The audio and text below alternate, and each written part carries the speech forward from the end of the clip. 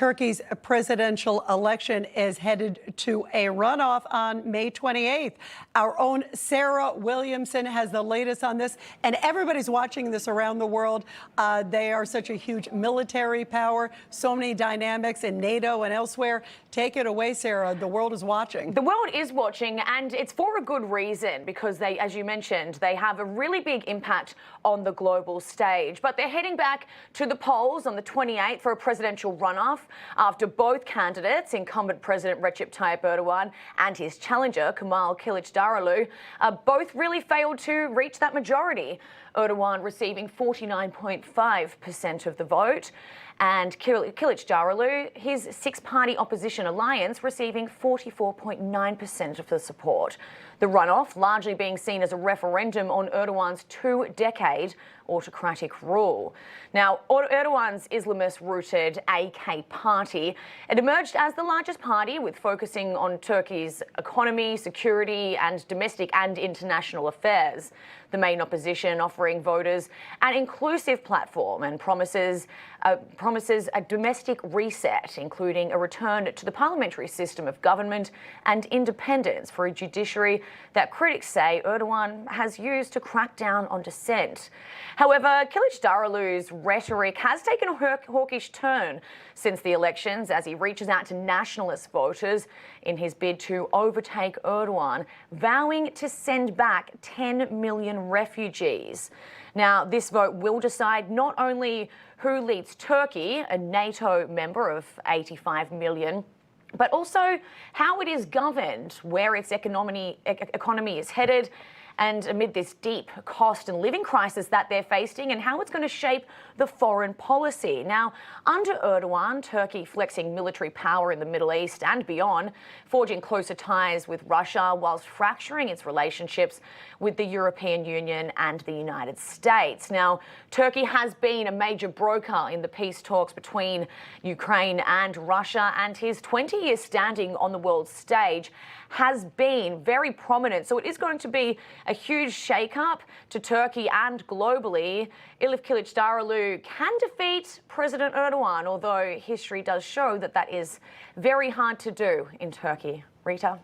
Yeah, absolutely. Sarah, thank you very, very much. And to keep the conversation going right now, let's bring in former NBA player and human rights activist Enes Kanter Freedom. Enes, it is so great to have you here. Before we get started, happy birthday. Thank you for being with us. Getting old, 31. Oh, thank you my so goodness. much. I really appreciate that. You know, it's amazing what you have accomplished, and boy, you have a lot to be proud of on your birthday. I think about what you have done. I don't know if you know as much about my background, Enes. I've been watching you. I'm such a fan of what you've been doing and cheering you on in your courage. My father fought the Nazis and fought the communists in World War II and was a prisoner of war.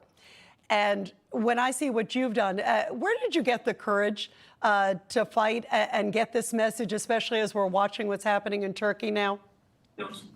You know, it is important to stand up for what's right, even if it means sacrificing everything you have. So my whole life, I always wanted to stand for democracy, justice, freedom, not only in my country, but around the world. So, you know, I think I want to give a huge, actually, credit and shout out to my family, which I haven't, you know, seen or spoke to for almost 10 years now because of the dictatorship in Turkey. So I will say my family for sure.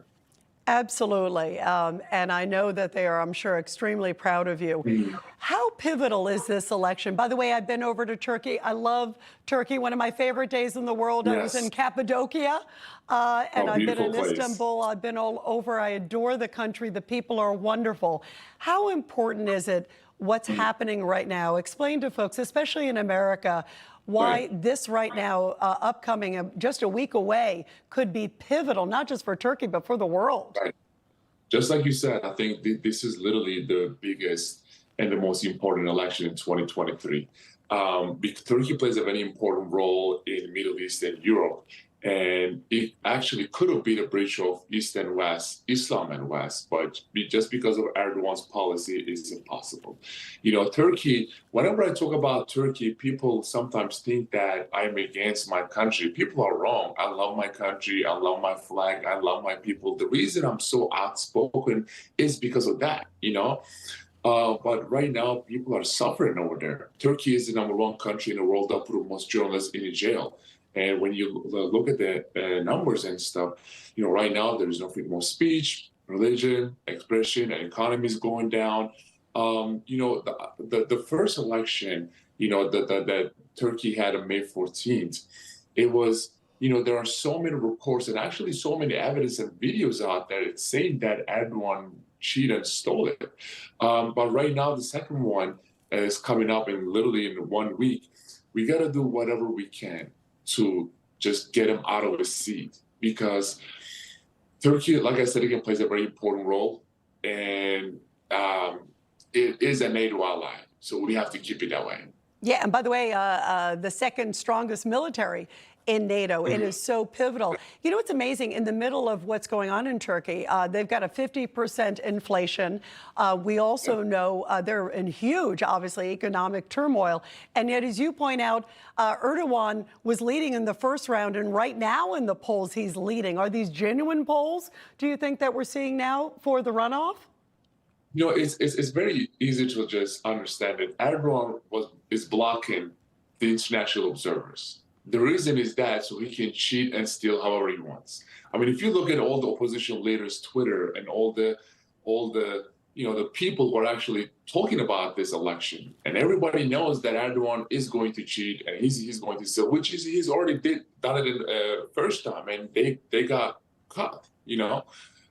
So I'm just hoping that we can bring back democracy and freedom in Turkey.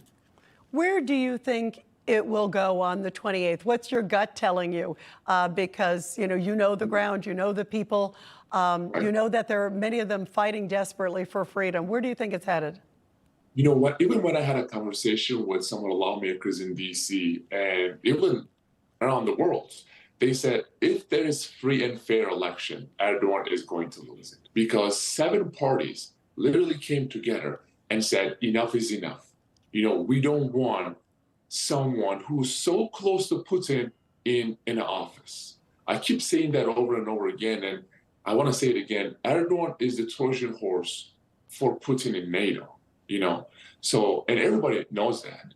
I mean, he acts like he's helping Ukraine, but at the same time, he's letting Russian oligarchs in. He's going around and shaking hands with leaders like Putin and Khamenei, and Xi Jinping. I want to mention that too.